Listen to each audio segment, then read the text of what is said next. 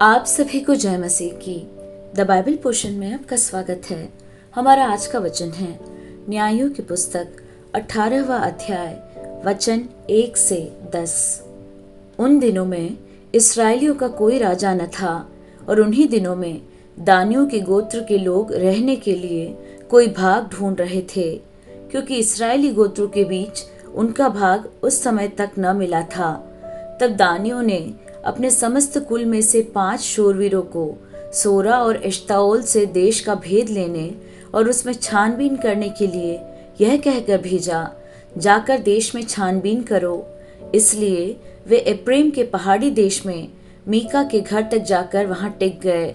जब वे मीका के घर के पास आए तब उस जवान लेवी का बोल पहचाना, इसलिए वहां मुड़कर उससे पूछा, तुझे यहाँ कौन ले आया और तू यहाँ क्या करता है और यहाँ तेरे पास क्या है?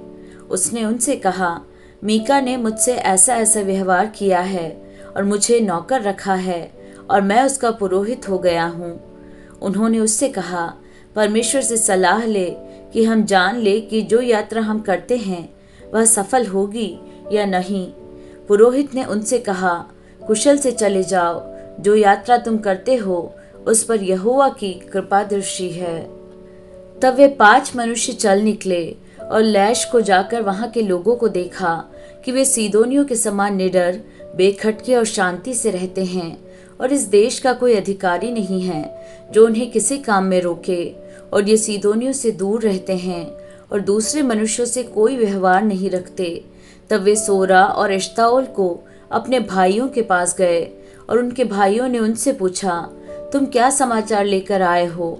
उन्होंने कहा, आओ हम उन लोगों पर चढ़ाई करें, क्योंकि हमने उस देश को देखा कि वह बहुत अच्छा है। तुम क्यों चुपचाप रहते हो? वहां चलकर उस देश को अपने वश में कर लेने में आलस न करो। वहां पहुंचकर तुम निडर रहते हुए लोगों को और लंबा चौड़ा देश पाओगे, और परमेश्वर ने उसे तुम्हारे हाथ में दे दिया है। वह ऐसा स्थान है जिसमें पृथ्वी भर के किसी पदार्थ की घटी नहीं है।